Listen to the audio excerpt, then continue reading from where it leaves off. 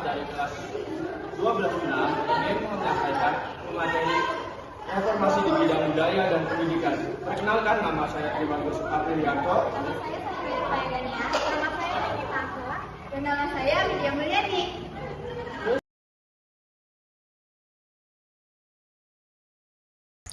Di sini saya akan menjelaskan latar belakang. Reformasi kebudayaan dan pendidikan dilakukan karena pada era Orde Baru kedua, bidang ini dijadikan alat kontrol politik melalui kurikulum kaku dan pembungkaman ekspresi kritis yang melemahkan daya kritis masyarakat serta mengabaikan identitas lokal.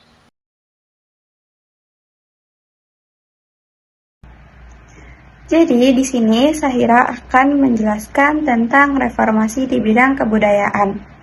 Reformasi di bidang kebudayaan adalah upaya pembaruan norma, nilai, dan praktik sosial untuk menyesuaikan dengan perkembangan zaman sekaligus melestarikan tradisi asli. Jadi poin-poin yang dibahas akan ada 5 poin.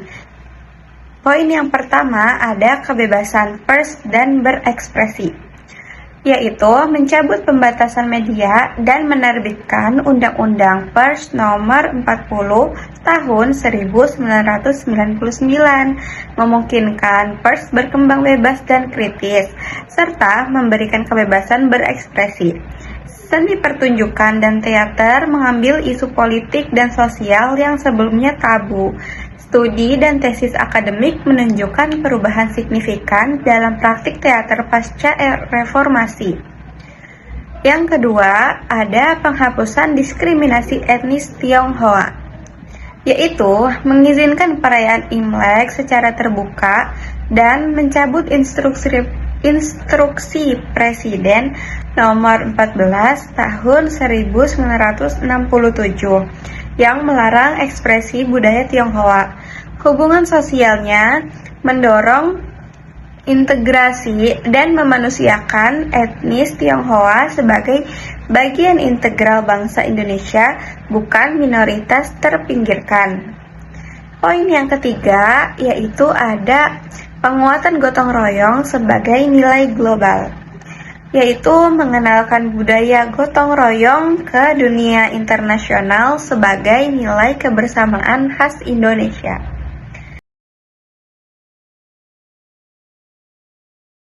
Oke, lanjut ke poin yang keempat, yaitu ada pencapaian pengakuan internasional dari UNESCO. Keberhasilan mendasarkan dan diakuinya beberapa budaya asli Indonesia sebagai warisan budaya tak benda UNESCO, yaitu ada batik tahun 2009, ada keris tahun 2008, dan angklung tahun 2010. Dan yang terakhir, yang kelima, ada fokus pada kebudayaan digital, yaitu mulai mendorong pelestarian budaya melalui dokumentasi dan digitalisasi, serta memanfaatkan teknologi untuk memperkenalkan budaya Indonesia ke generasi muda.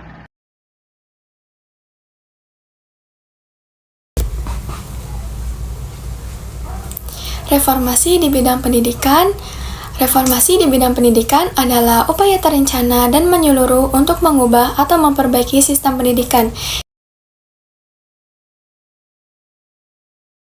Yang pertama, ada kebebasan kampus, pencabutan intervensi NKK atau BKK, normalisasi kehidupan kampus atau badan koordinasi kemahasiswaan. Kampus dan mahasiswa dibebaskan dari aturan yang mengekang aktivitas akademik dan ekspresi yang diterapkan era Orde Baru. Ini membuka ruang akademik dan organisasi mahasiswa. Pada era reformasi, kebijakan ini dicabut sehingga kampus kembali menjadi ruang akademik yang bebas dan kritis. Mahasiswa memiliki kebebasan berorganisasi dan berpendapat. Iklim demokrasi dan kebebasan berpikir di lingkungan perguruan tinggi semakin berkembang. Yang kedua, ada mengatasi diskriminasi.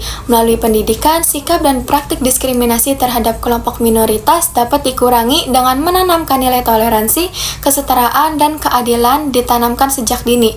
Kurikulum mulai memuat pendidikan karakter dan multikultural. Sekolah menjadi ruang aman bagi semua kelompok tanpa perlakuan diskriminatif. Pendidikan dipandang sebagai alat utama untuk membangun masyarakat yang inklusif dan menghargai keberagaman. Yang ketiga, ada perubahan struktur kurikulum KBK. Mulai ada transisi menuju kurikulum yang lebih fleksibel, yang pada akhirnya memicu lahirnya kurikulum berbasis kompetensi sebagai upaya mengatasi ketertinggalan kualitas. Yang keempat, ada penerapan BOS atau Bantuan Operasional Sekolah dan Pendidikan Gratis, meluncurkan program bantuan operasional sekolah pertama kali pada tahun 2005. Kebijakan ini bertujuan menggratiskan biaya pendidikan dasar SD dan SMP yang secara drastis meningkatkan aksesibilitas pendidikan bagi masyarakat yang kurang mampu.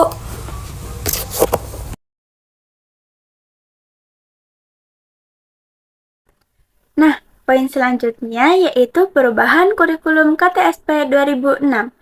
Kurikulum Tingkat Satuan Pendidikan atau KTSP yang diterapkan pada tahun 2006 merupakan pengembangan dari kurikulum berbasis kompetensi atau KBK. Berdasarkan Permendiknas nomor 24 tahun 2006, sekolah diberi kewenangan untuk menyusun kurikulumnya sendiri sesuai dengan kondisi dan kebutuhan daerah masing-masing. Artinya, pada masa ini, kurikulum di Indonesia tidak sepenuhnya seragam karena disesuaikan dengan karakteristik daerah. Hal ini merupakan bentuk otonomi pendidikan agar pembelajaran lebih relevan dengan lingkungan peserta didik. Poin selanjutnya yaitu sertifikasi guru dan tunjangan profesi. Melalui Undang-Undang Guru dan Dosen Nomor 14 Tahun 2005, pemerintah menetapkan program sertifikasi guru. Sertifikasi ini bisa diibaratkan seperti SIM bagi guru, sebagai bukti bahwa mereka telah memenuhi standar kompetensi dan layak mengajar secara profesional. Tujuannya adalah meningkatkan kualitas dan profesionalisme tenaga pendidik di Indonesia. Selain itu, program ini juga meningkatkan kesejahteraan guru melalui tunjangan profesi yang diberikan pemerintah. Namun, sertifikasi saja tidak otomatis menjamin semua guru memiliki kualitas yang sama, karena tetap diperlukan pengawasan dan pengembangan kompetensi secara berkelanjutan. Program ini masih berjalan hingga sekarang ya. Lalu poin selanjutnya yaitu ada program wajib belajar 12 tahun. Pada tahun 2013, pemerintah meningkatkan standar pendidikan minimal dari 9 tahun menjadi 12 tahun melalui program wajib belajar 12 tahun. Tujuannya adalah untuk meningkatkan kualitas sumber daya manusia di Indonesia, serta mempersiapkan generasi muda agar lebih siap menghadapi dunia kerja maupun melanjutkan pendidikan ke perguruan tinggi. Program ini juga masih berjalan hingga saat ini ya.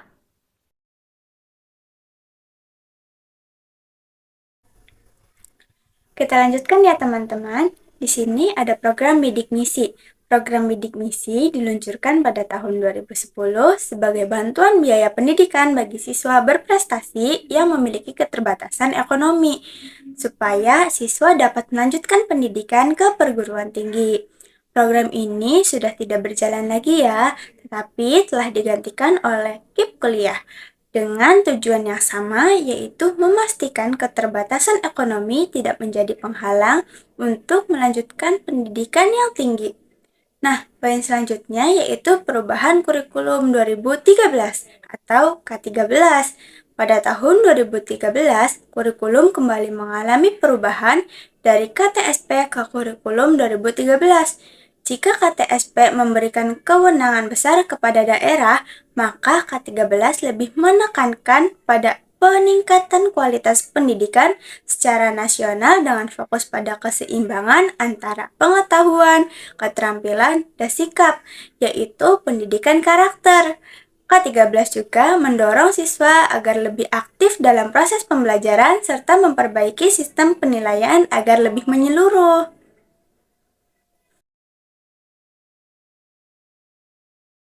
Kita lanjut lagi ya. Poin berikutnya, di sini ada program Indonesia Pintar atau yang biasa dikenal dengan PIP. Program Indonesia Pintar ini merupakan bantuan uang tunai langsung kepada peserta didik usia 6 hingga 21 tahun untuk mencegah putus sekolah. Bantuan ini digunakan untuk kebutuhan pendidikan seperti seragam, sepatu, buku, dan transportasi. Lalu, poin yang terakhir yaitu Kartu Indonesia Pintar atau yang biasa dikenal dengan KIP. KIP adalah kartu identitas penerima PIP. Kartu ini menjadi bukti bahwa siswa tersebut berhak menerima bantuan pendidikan.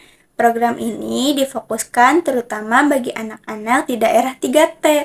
3T itu apa saja? 3T itu terdepan, terluar, dan tertinggal. Terdepan biasanya daerah yang berbatasan langsung dengan negara lain.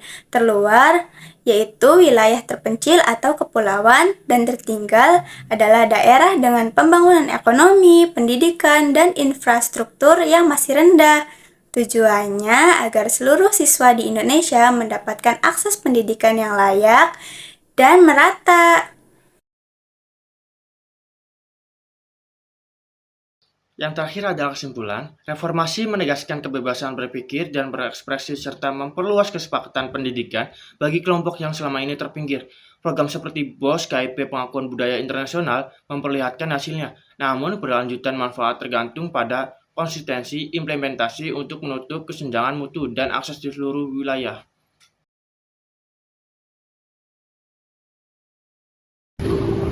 Nah, itu tadi materi mengenai reformasi di bidang kebudayaan dan bidang pendidikan. Terima kasih sudah menonton video kami hingga selesai.